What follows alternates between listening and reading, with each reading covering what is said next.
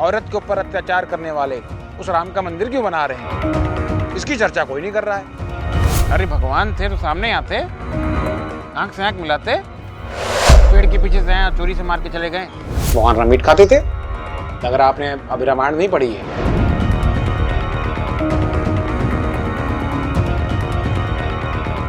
हरे Krishna. Subscribe करिए हमारे शिक्षार्थकम channel को और प्रेस करिए इसके बेल आइकन को ताकि अगली वीडियो सबसे पहले आप देख सकें। हरे कृष्णा। 3 ऐसे आरोप जो भगवान राम और रामायण पे लगाए जाते हैं। पहला है, लोगों को लगता है भगवान राम एक एंटी फेमिनिस्ट थे। क्या ये बात सत्य है? चलिए पता करते हैं।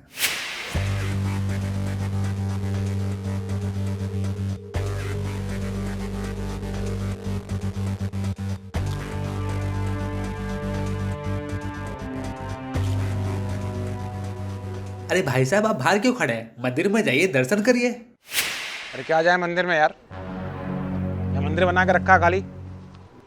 एक और मंदिर बना रहे लोग आजकल अयोध्या के अंदर भी, नारा दे रहे हैं कि राम लला हम आएंगे, मंदिर वहीं बनाएंगे। चंदा काट रहे हैं आजकल, व्हाट्सएप पर मैसेज भी भेज रहे हैं, स्टेटस पे भगवा झंडा लगा रहे हैं लोग। पर ये कोई नहीं बता रहा है कि सीता की अग्नि परीक्षा लेने वाले उस राम का मंदिर क्यों बना रहे हैं? औरत के ऊपर अत्याचार करने वाले उस राम का मंदिर क्यों बना रहे हैं? इसकी चर्चा कोई नहीं कर रहा है। हम नहीं देंगे पैसा वैसा कुछ। हाँ, आना चंदा काटने हमारे घर तो बताते हैं, आओ। क्या आपको भी लगता है कि मर्यादा पुरुषोत्तम भगवान श्री रामचंद्र जी एंटी फेमिनिस्ट हैं, एंटी वुमेन थे? दोस्तों, हम आज के सोसाइटी में देखते हैं तो भगवान के चरित्र के ऊपर अलग अलग प्रकार से डाउट क्रिएट किया जाता है। कुछ लोगों को लगता है कि भगवान एंटी वुमेन थे, एंटी फेमिनिस्ट हैं। तो वास्तविकता में दोस्तों सच्चाई क्या है, आज इस वीडियो में हम दोस्तों डिस्कस करने का प्रयास करेंगे। तो दोस्तों, डिस्कस करने के लिए स्टोरी को थोड़ा रिमाइंड करते हैं दोस्तों। आपको लेके चलते हैं दोस्तों वाल्मीकि रामायण के युद्ध कांड के अंदर, जहां पर यह जो अग्नि परीक्षा की घटना वो होने वाली है। ये अग्नि परीक्षा की जो घटना है वाल्मीकि रामायण के सर्ग 116, 117 और 118 में बताई गई है। सर्ग मतलब दोस्तों एक तरीके से चैप्टर। भगवान श्री राम अपनी सेना के साथ, अपने इंपॉर्टेंट मिनिस्टर के साथ, गुरुजनों के साथ सीता माता के सामने आते हैं। अनेक वर्षों के बिछड़न के बाद, अलगाव के बाद भगवान श्री राम और सीता माता मिलते हैं। तभी भगवान श्री राम बहुत अचानक से कुछ ऐसा कह देते हैं जिससे सब लोग आश्चर्यचकित हो जाते हैं। भगवान कहते हैं कि सीता, तुम्हें अग्नि परीक्षा देनी पड़ेगी। और 117वें सर्ग में बताया गया है दोस्तों कि जितने भी देवी देवता थे, चाहे भगवान शिव हो, ब्रह्मा जी हो, सभी लोग उस समय भगवान श्री राम के सामने आते हैं, बोलते हैं कि भगवान आप क्या कर रहे हैं? आप सीता माता को कैसे इग्नोर कर सकते हैं? तो आज जो सवाल उठाए जाते हैं दोस्तों कि भगवान एंटी फेमिनिस्ट हैं, भगवान एंटी वुमेन थे, वो सवाल वहां पे भी उठाए गए। ब्रह्मा जी भगवान को याद दिलाते हैं कि भगवान आप शायद भूल गए, आप साक्षात नारायण हैं और सीता माता लक्ष्मी हैं। ऐसा कैसे हो सकता है कि सीता माता के चरित्र में कोई दोष हो सकता है? वो कभी इम्प्योर नहीं हो सकती हैं।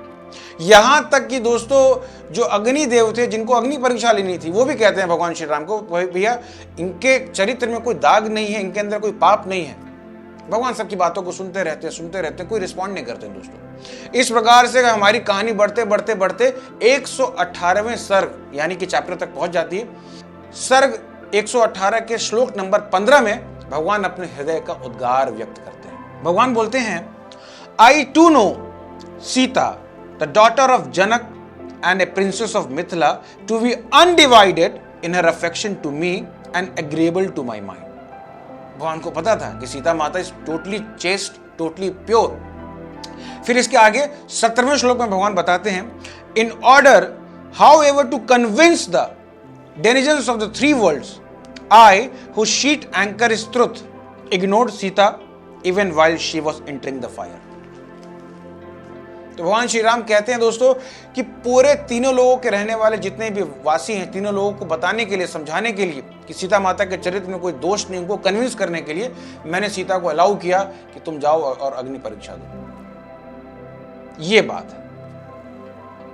तो भगवान श्री राम सीता माता के पर्सपेक्टिव से सोच रहे हैं, उनके इमोशंस के बारे में सोच रहे हैं कि भाई कोई भी व्यक्ति आकर सीता माता के कैरेक्टर के ऊपर उंगली ना उठाए। कोई भी व्यक्ति आकर सीता माता के अगर चरित्र के ऊपर कोई उंगली उठाएगा, उससे सीता माता को काफी हर्ट होगा, काफी दुख होगा, काफी तकलीफ होगी। और भगवान श्री राम इस बात को जानते हैं, तो सीता माता के इमोशंस को देखते हुए भगवान श्री राम कहते हैं कि आप जाके अग्नि परीक्षा दो ताकि दूध का दूध और पानी का पानी हो जाए। तो भगवान श्री राम सीता माता के बारे में सोच रहे हैं, उनके इमोशंस के बारे में सोच रहे हैं। This is love for mother Sita. इसके बारे में कोई नहीं बता रहा। लोग कहते थे I never want a husband like Ram.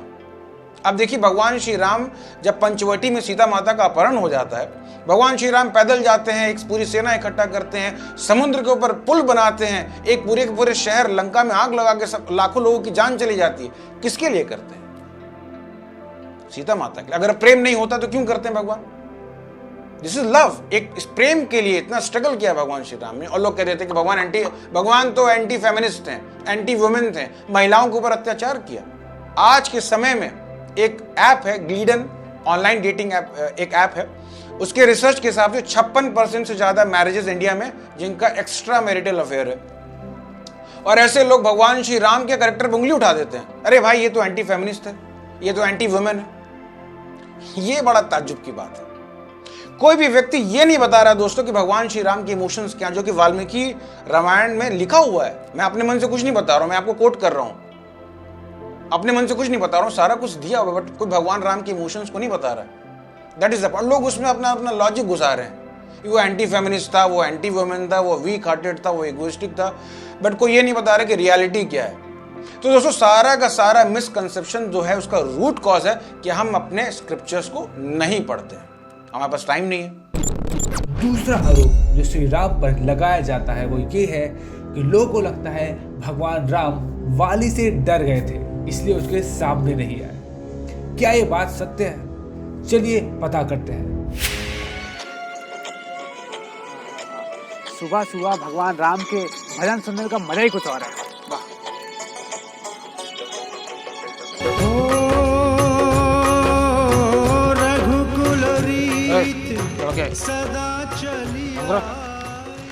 क्या लगा रखा है रघुकुल रीति? क्या हुआ? रघुकुल रीति सदा चली आई है। यही रघुकुल रीति थी। पेड़ के पीछे से आए, चोरी से मार के चले गए, चोरी से आए और तीर मार के भाग गए। अरे भगवान थे तो सामना करते भाई, आंख से आंख मिलाते, फेस करते। चोरी से मार के भाग गए और रघुकुल रीति सदा चली आई, रघुवंशियों की। नॉनसेंस कहीं के। जो दूसरा मिसकंसेप्शन है, लोगों को लगता है भगवान श्री राम मर्यादा पुरुषोत्तम नहीं है। क्यों नहीं है? बिकॉज उन्होंने पीछे से मारा वाली को, छुपकर मारा वाली को। अगर मर्यादा पुरुषोत्तम होते, 1 to 1 लड़ते, मैन टू मैन लड़ते, छुपके क्यों मारा? तो ये बताता है कि भगवान राम मर्यादा पुरुषोत्तम नहीं थे। चलिए इस पे भी थोड़ा बात करते हैं, पर उससे पहले थोड़ा वाली के बारे में जानते हैं। वाली एक बहुत ही शक्तिशाली वानर था, किंग था। उसकी खुद की नगरी थी किष्किंधा, और वहां का वो राजा था, बहुत ही एग्रेसिव था, अपनी शक्ति के आगे किसी को कुछ नहीं समझता था, और इतना ज्यादा अहंकारी था कि एक बार गुस्से में आके उसने अपने भाई को भरी सभा में सबके सामने मारा और लात मार के उसे अपने राज्य से निकाल दिया। और सिर्फ इतना नहीं, उसके भाई के जीते जी उसकी वाइफ को अपने साथ जबरदस्ती रख लिया और उसके साथ अपने सेंसुअल रिलेशनशिप बनाने का प्रयास भी किया। तो इस तरीके का राजा था वाली, इस तरीके का वानर था वो। अक्सर हम लोग सुनते हैं न्यूज़ में या अखबारों में लोगों से कि किसी भाई ने, किसी पिता ने अपनी बहन, बेटी या अपनी बहू के साथ जबरदस्ती करी, तो हमें बहुत गुस्सा आता है। हम कहते हैं कि ऐसे आदमी को तो मार देना चाहिए, ऐसे आदमी को जीने का कोई अधिकार नहीं। आपको पता है, शास्त्र भी यही बताते हैं कि जो व्यक्ति अपनी बेटी, अपनी बहन या अपने भाई की पत्नी के साथ जबरदस्ती रिलेशनशिप बनाने का प्रयास करता है, ऐसे व्यक्ति को मृत्यु दंड देना चाहिए, उसे मार देना चाहिए। बिकॉज ऐसे लोग सोसाइटी के लिए बहुत ही बड़ा कलंक है। श्री राम ने भी फिर वही किया। अगर आप रामायण पढ़ोगे तो आप देखोगे कि किष्किंधा कांड में श्री राम वाली को मारने के वक्त उसे यही रीजन देते हैं कि क्यों उसे मारा जा रहा है, क्या उसका कारण है, तो उसको दंड क्यों दिया गया। तो कुछ लोग बोलेंगे कि ठीक है, दंड दिया, कोई गलत नहीं है, वाली ने भाई ऐसी हरकतें करी है, ऐसे आदमी को जीने का कोई अधिकार ही नहीं है, बट छुप के मारा ना, इससे पता चलता है कि वो मर्यादा पुरुषोत्तम नहीं है, या भगवान को डर था कि अगर उसके सामने जाऊंगा तो क्या होगा। चलिए इस पे भी थोड़ा बात करते हैं। हर चीज के पीछे कुछ कारण जरूर होता है। भगवान कुछ भी करते हैं उसके पीछे जरूर कुछ ना कुछ रीजन होता है। भगवान कोई काम ऐसे नहीं करते। वाली को छुप के मारने का या उसके सामने ना जाने का भी एक रीजन था। वैसे तो कई रीजन है, एक रीजन मैं आपको ये बताता हूँ कि इंद्रदेव जी द्वारा वाली को वरदान दिया था कि कोई भी व्यक्ति उसके सामने यदि जाएगा तो उसका आधी शक्ति, आधा बल वाली के अंदर आ जाएगा और उससे उसकी शक्ति डबल हो जाएगी, प्रबल हो जाएगा वो। पर ये जो वरदान था ना, ये मनुष्यों पे लागू होता था, देवी देवताओं पे लागू होता था, पर परम भगवान पे लागू नहीं होता था। भगवान पे ये वरदान लागू नहीं होता, बिकॉज भगवान की अनंत शक्तियां हैं, वो हमारी तरह नहीं है। अगर वो मनुष्य रूप में भी हैं तो भी वो परम भगवान ही हैं, उनकी शक्तियां अनंत हैं, हमेशा उनके साथ रहती हैं। तो अगर 1% भी वाली के अंदर भगवान की शक्ति चली जाती है, या कहो 0.0001% भी अगर भगवान की शक्ति वाली के अंदर जाती, तो वाली का जो शरीर था एक्सप्लोड हो जाता, फट जाता, और इंद्रदेव का जो वरदान था वो गलत साबित हो जाता।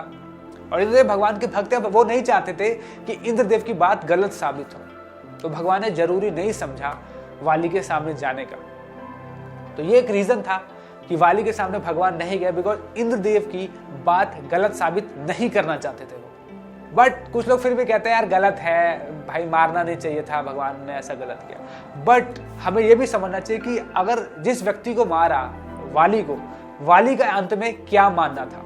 अगर आप किष्किंधा कांड पढ़ोगे और वाली के आखिरी वचन पढ़ोगे जो उन्होंने श्री राम को बोला, उसने यही बोला, हे प्रभु मेरा पुत्र तो मुझे बहुत प्रिय है, मैं चाहता हूं कि आप उसका टेक केयर करें।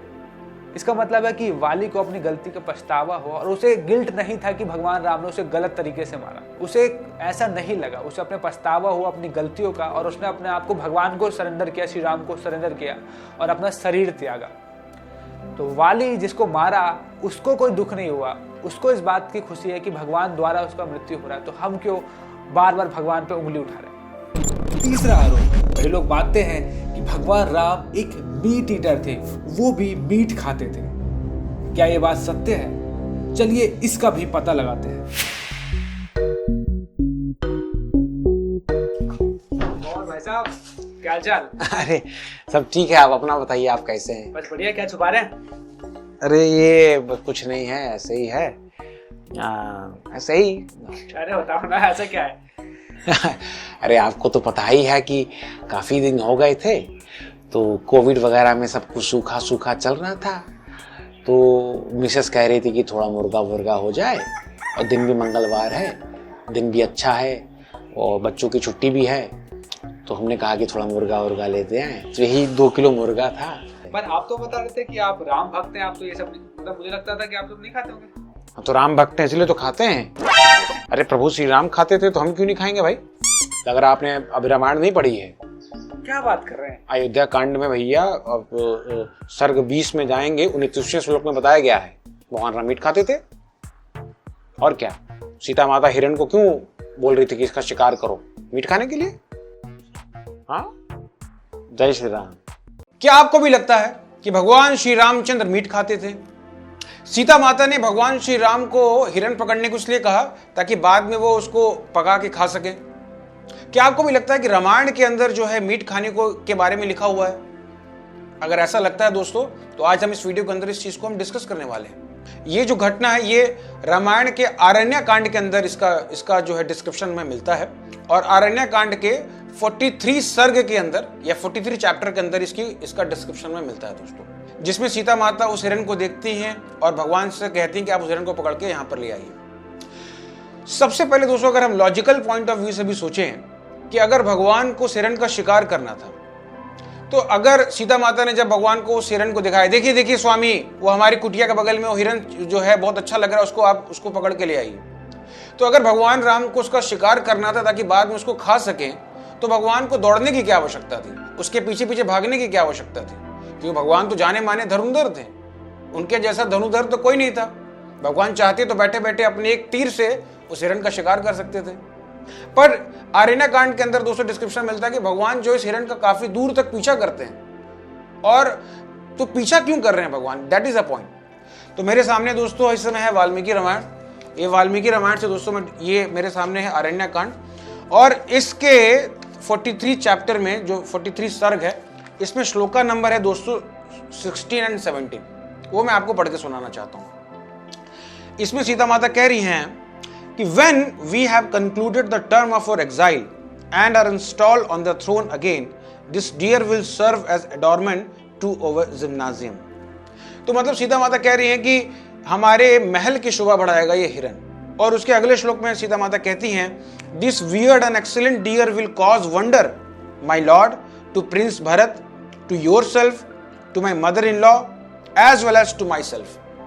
तो सीता माता कह रही हैं कि ये हिरन जो है इसको देखकर सभी लोग प्रसन्न होंगे, भरत महाराज भी प्रसन्न होंगे, कौशल्या माता भी प्रसन्न होंगी, आप भी प्रसन्न होंगे और मैं भी प्रसन्न होंगी, सारे महलवासी प्रसन्न होंगे, इसलिए आप उस हिरन को लेकर आइए।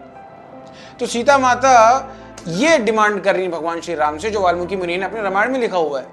पर लोगों ने दोस्तों इसको अपने अपने हिसाब से कुछ भी इंटरप्रिटेट कर दिया कि देखो सीता माता भी मीट खाना चाहती थी, इसलिए वो मीट लेके, इसलिए भगवान श्री राम जो है हिरन का शिकार करने गए।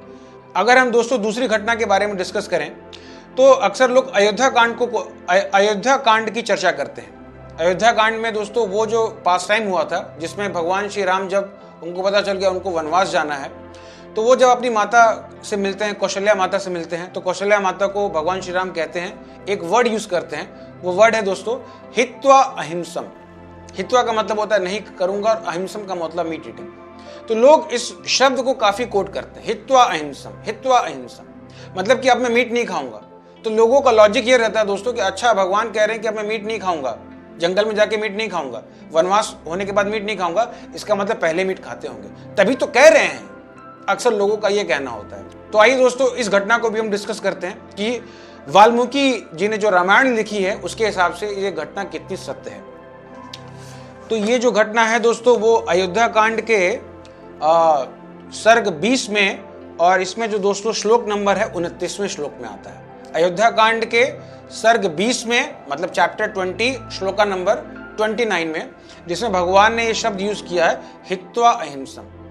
तो दोस्तों समझने की बात यह है कि भगवान जब वनवास जा रहे हैं तो वो अपनी माता को एक तरीके से दिलासा दे रहे हैं, उनको भरोसा दे रहे हैं कि भले ही मेरा राज्य चला जाए पर मैं अपने धर्म को नहीं जाने दूंगा, मैं अपने धर्म को कभी पतन होने नहीं दूंगा। और हम सभी लोग को ये शिक्षा दे रहे हैं कि चाहे परिस्थितियां कितनी भी खराब से खराब क्यों ना आ जाएं, चाहे हो सकता है सिचुएशन कितनी भी खराब से खराब क्यों ना आ जाए, हमें अपने रिलीजियस प्रिंसिपल के साथ कॉम्प्रोमाइज नहीं करना है।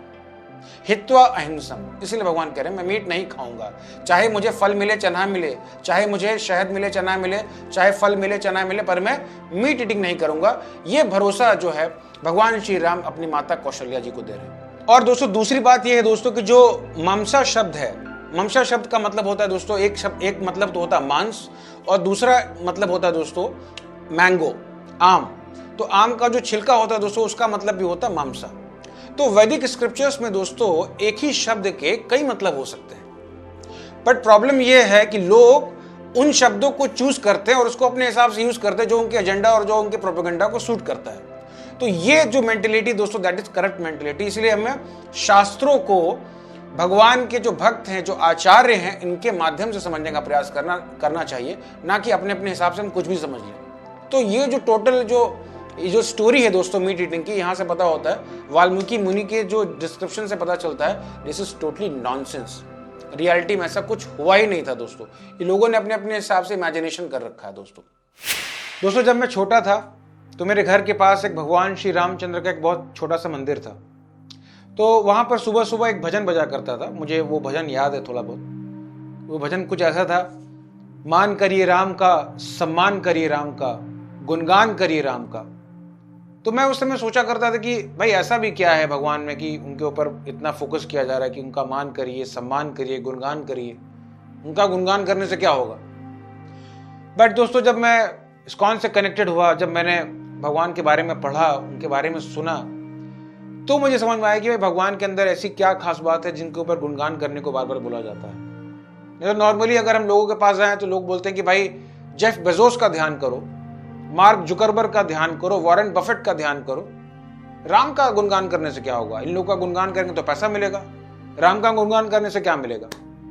तो दोस्तों समझने की आवश्यकता यह है कि ऑलरेडी समाज में ऐसे कई लोग हैं जिनके पास पैसा है, पावर है, पर क्या ये सब होने के बाद भी वो समाज को एक अच्छी दिशा में लेके जा पा रहे हैं, सही दिशा में लेके जा पा रहे हैं? क्या पैसा होने के बाद भी लोगों को ये समझ में आ पा रहा है कि क्या चीज खरीदनी है, कहाँ इन्वेस्ट करना है जिससे खुशी मिलेगी, कहाँ इन्वेस्ट करने से समाज का भला होगा, समाज आगे बढ़ेगा?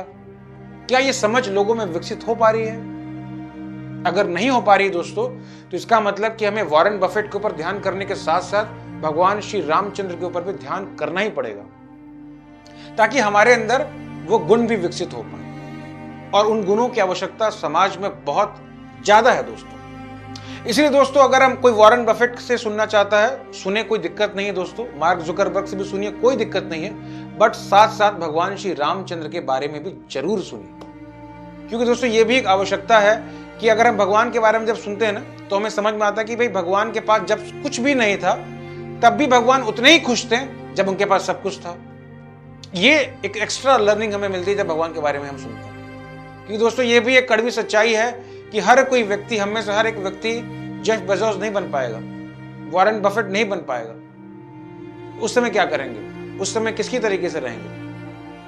तो ये जो क्वालिटीज है दोस्तों, अगर हम भगवान के बारे में जब सुनते हैं तो हमें ये समझ में आता है दोस्तों। एक हायर परसेप्शन, एक हायर विजन मिलता है, और हमारे अंदर वो हम उन गुणों को भी विकसित कर पाते हैं जो हम भगवान के अंदर देखते हैं। पर दोस्तों, लोग पहले भी भगवान के ऊपर डाउट किया करते थे और आज भी करते हैं। पर आज के जमाने में फर्क ये है कि पहले इंटरनेट नहीं था, आज इंटरनेट है, यूट्यूब है, स्मार्टफोन है। लोग वीडियो बना के डाउट क्रिएट करते हैं। कुछ लोग धर्म के नाम से डाउट क्रिएट करते हैं, तो कुछ लोग साइंस यात्रा के नाम से डाउट क्रिएट करते हैं, पर करते हैं। पर हमारा एज अ शिक्षार्थी for the shake of education, हमारा यही प्रयास है कि आप तक सही अवेयरनेस पहुंचाई जाए और उसके बाद आपको चॉइस दी जाए कि आप क्या चुनते हैं। सो अगर आपको हमारी वीडियो पसंद आई है तो प्लीज इसको लाइक कीजिए, कमेंट कीजिए, शेयर कीजिए, और अभी तक चैनल सब्सक्राइब नहीं किया तो प्लीज सब्सक्राइब कीजिए।